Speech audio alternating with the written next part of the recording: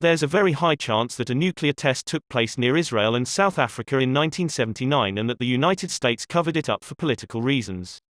The Vela incident, also known as the South Atlantic flash, was an unidentified double flash of light detected by an American Vela Hotel satellite on the 22nd of September 1979 near the Prince Edward Islands in the Indian Ocean. The cause of the flash remains officially unknown, and some information about the event remains classified. While it has been suggested that the signal could have been caused by a meteoroid hitting the satellite, the previous 41 double flashes detected by the Vela satellites were caused by nuclear weapons tests. Today, most independent researchers believe that the 1979 flash was caused by a nuclear explosion, perhaps an undeclared nuclear test carried out by South Africa and Israel. New, original Coke. Apparently American Coca-Cola was made with sugar up until the 80s, but they wanted to change to a cheaper ingredient known as HFCS. Not wanting to make the change and have people in an uproar over the change in taste, Coca-Cola made New Coke, which tasted completely different, which did indeed cause criticism. The sneaky part is they said, "Yep, New Coke is a failure, here's your beloved original Coca-Cola back, except now that Coca-Cola is made with the cheaper HFCS, and tastes different to original sugar Coke, but still better than New Coke." That the term conspiracy theorists was coined by the CIA to make a mockery of people who put facts together out of loop of mainstream media to see what was happening behind the scenes. That turned into flat earthers, reptilian royals and whatever else falling under the same umbrella and skewering the public perception of theorists. Many theories proved true, for example the CIA funneling drugs into the USA, but they fall under the umbrella as moon-longing fake so people don't really pay attention. Democrats and Republicans working together to spread propaganda that you can only be one of the other. Like, the idea that third parties are way too small to even have a chance of being elected for president or for Congress, and therefore, should be ignored. It makes sense because no one wants to waste their vote, so they won't vote for third parties. Third parties then have no power. That means Democrats and Republicans don't have to compromise with each other because they only have one competition, which is with each other. The USA government is funded by what amounts to a Ponzi scheme. 70% of the US debt is owed to its own citizens. We know there is no way to pay it all back. The reason we don't drastically reduce funding to the military is because it's our insurance against bankruptcy. As long as the military exists it does, the USA can continue to borrow money without ever paying it back. Even though we talk about the US debt a lot, the real number and increases don't matter as much as people believe because who is going to actually demand that the US pays it back?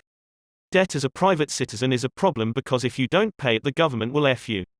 Nobody can F the US government because of the dichotomies of world power, USD reserve currency, military control and wealth distribution. And even besides the fact that you can't force the US to pay its debt, nobody wants to. Going through that exercise means worldwide financial ruin. Our globalist economy is a literal house of cards. You pull one or two major pieces out and it can all come crashing down. The Titanic didn't sink, the Olympic did. The story goes that after a disastrous maiden voyage of the Olympic, it would cost millions to repair in a time where 1 million was a lot of money. Its sister ship, Titanic, was still being built, so they hatch as an insurance fraud scam. They swapped the cane plates between the two ships, labeled the Olympic as the Titanic and set sail. They planned to take damage to the ship, have a nearby ship save everyone, collect the insurance money and party hard. Except there was a small boat illegally doing stuff in between the Titanic Olympic. So when the Titanic Olympic sent up flares for help, the other ship responded instead of the planned one, causing the messages to become confused, so the ship that was sent to save everyone was late and a lot of people died. On August 5, 1952, a car came to pick up Samira Musa in Berkeley, California. The driver opened the door for the world-renowned scientist, who was the first ever female Egyptian nuclear scientist. The 35-year-old was the first woman to earn a doctorate in atomic radiation and the first woman to hold a teaching post at Cairo University thanks to her groundbreaking Ph.D. in atomic radiation in the 1940s. Musa sat in the back seat as they left the city and headed along the California coast.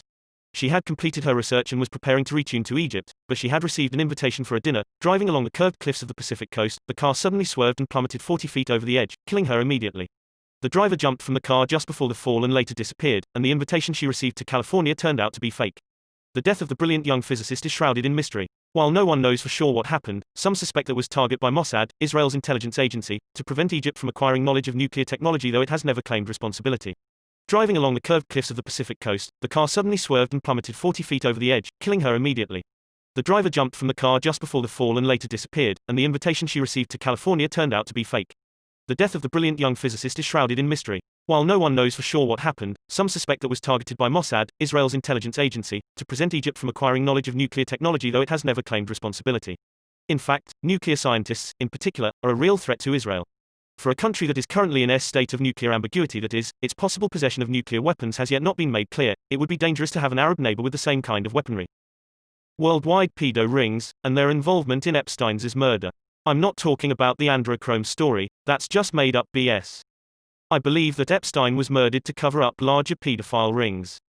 Imagine this: you have to deal to expose all your clients, and have at least a little bit less strict prison sentence in exchange, and then you just hand yourself in your cell, when you have no way of knowing that the cameras are out, when no guards control your cell the way they should. Seems like there are too many coincidences is this one for it to be just a random self-ending. I SAE some autopsy photos, discussed the matter with my dad, who is an ex-cop who SAE a couple of similar victims, both vying them from the nooses and on the table, and he said that he had never seen anyone with strangling marks in the middle of their neck that wasn't a murder, since most hanging victims have the marks right under the chin. If Epstein survived, and still gave out the list, it could have had a couple of added names, but there are pretty big chances that some of his clients might have been involved in other pedo rings, much larger than what his ring. It just doesn't add up. Some people don't think Kurt Cobain ended himself. The entire story always felt off to them, not to mention some of the harrowing details that seemed way too suspicious. Not really if Courtney Love was involved, but definitely might have been some foul play. One thing that really sticks out to me is what Chris Novoselic, the bass player, has to say about Kurt. Paraphrasing a lot here, but essentially the irreconcilable fact was that Kurt bought a shotgun shortly before he offed himself. First knew him better than just about anyone on the planet and said he wasn't interested in hunting. It wasn't bought for self-defense. Kurt wasn't like that. He bought the gun to end himself. And then he did. End of story. Honestly, the better conspiracy is that this conspiracy was made up by the Hollywood elite to turn people against Courtney Love, who had been vocal against Weinstein and others since long before his crimes were public knowledge. The lost cosmonauts. Subjects of a conspiracy theory alleging that Soviet cosmonauts went to outer space before Yuri Gagarin. But their existence has never been publicly acknowledged by either the Soviet or Russian space authorities. The government intentionally fuels the racial divide in America. The more y'all keep fighting amongst yourselves and looking at each other as the enemy, the more they get away with F you all over with little to no consequences. As Carlin says, now to balance the scale, I'd like to talk about some things that brings us together, things that point out our similarities instead of our differences, cause that's all you ever hear about in this country is our differences. That's all the media and the politicians are ever talking about, the things that separate us, things that make us different from one another. That's the way the ruling class operates in any society. They try to divide the rest of the people, they keep the lower and the middle classes fighting with each other so that they, the rich, can run off with all the money. Fairly simple thing happens to work. You know anything different, that's what they're gonna talk about: race, religion, ethnic and national background, jobs, income, education, social status, sexuality, anything they can do to keep us fighting with each other so that they can keep going to the bank. You know how I describe the economic and social classes in this country. The user class keeps all of the money, pays none of the taxes. The middle class pays all of the taxes, does all of the work. The poor are there just to scare the hell out of the middle class, keep on showing up at those jobs. The alien zoo theory. There are so many Earth-like planets in this galaxy alone that it's near impossible for them not to exist. It's also estimated that it would only take on average 3 million years from the birth of a planet for it to form a civilization. But then that raises the Fermi paradox: if they exist, where are they? And the answer to that, and the theory I'm talking about, is the zoo Earth theory. One theory that could well be true is that aliens have found Earth and are observing, waiting for us to develop further, and that is this process they are enforcing some sort of quarantine prohibiting other alien species from making contact, or us from finding them. The simulation hypothesis: hypothetically a species could become so advanced to the point at which it can stimulate the universe down to the subatomic particle, and eventually a chain of simulations forms as the simulation develops simulation technology sufficiently advances to do so. Since we can't simulate a universe that accurately yet, we're either the original universe and this hypothesis is bogus, or we're the most recent in the chain and are going to continue the chain in our future. Since our computer tech is still advancing, I think there's no reason to assume that we can't begin or continue the chain. I guess the only way to disprove this hypothesis would be to find some way to prove that the universe can't be simulated so perfectly. Amelia Earhart didn't crash, she was shot down by the Japanese because she was taking spy photos for the US government. The timeline and geography makes sense, and other aviators of the time were approached with similar missions. That Diana Ross and Smokey Robinson are Michael Jackson's actual parents. That's why he was the talent in the Jackson family and why there were rumors that he was Evan Ross's father, like North looked like Diana. Smokey would have been 18 and Diana 14 years old when Michael was born, so Berry Gordy arranged to have the kid given to his old boxing buddy and fellow musician from Chicago, Joe Jackson, who we would fund, leading to the formation of the Jackson 5. Joe had a big family where Michael would get everything he needs while training him to be an entertainer, and Motown could protect their image by taking the child out of the picture.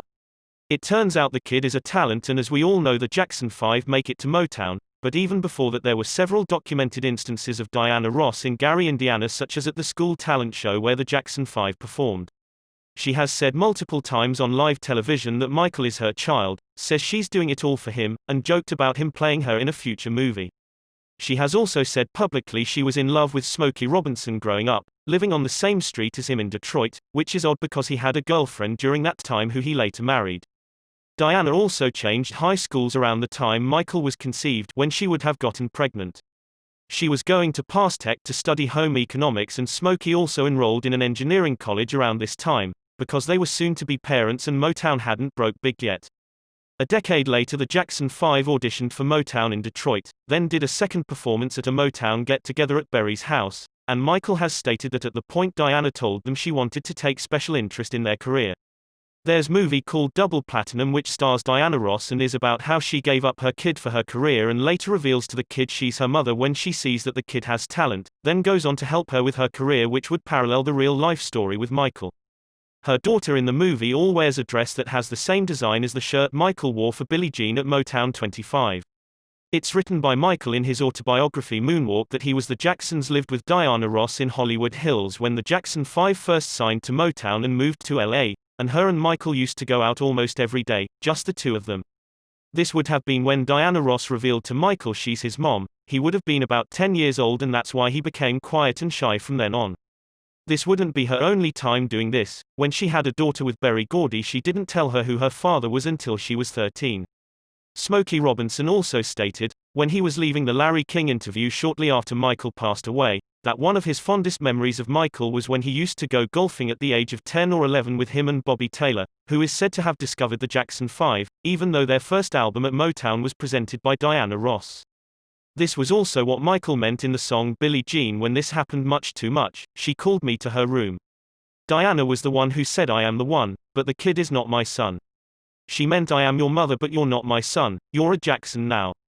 Diana Ross is Billie Jean. Diana plays a character called Billie Holiday in Lady Sings the Blues, which came out a few years before The Wiz with MJ. This is also what the song Dirty Diana is about. It's about Diana Ross, the group who seduces Smokey Robinson, who she grew up on the same street as, conceiving Michael. Then there's the song, Who Is It, which is about a mystery person who abandoned Michael, and in the music video he holds a card that says Diana. The song Wanna Be Starting Something also talks about how if you cannot feed your baby, then don't have a baby, and again refers to the mystery Billie Jean character. He references Ain't No Mountain High Enough in the song Leave Me Alone and says don't you come walking begging back mama. He also references Ain't No Mountain High Enough in the sings Baby Be Mine, Speechless and Keep the Faith. This is also why you see a weird sexual dynamic between Michael Jackson and Diana Ross, but you will never actually see a picture or video of them making out. Recently a video surfaced of Diana Ross singing You Are Not Ailing to Katherine Jackson, just like how she probably used to sing Ain't No Mountain High Enough to Michael when he was living with her. This is seen in the aforementioned movie Double Platinum as well. Diana sings her lost daughter to sleep with a famous song, and in TMZ's video The Last Time We Saw Joe Jackson, an old senile Joe says I raised Michael, he's my son and Quincy Jones knows better. I don't talk about it, no way. He's defending the supposed fact that Michael is his son for a seemingly unknown reason, and even in past interviews he always emphasized he's a Jackson. After MJ's death, Joe, when interviewed, said he was doing great. Meanwhile, Smokey Robinson went on the Larry King Show and praised MJ as an artist.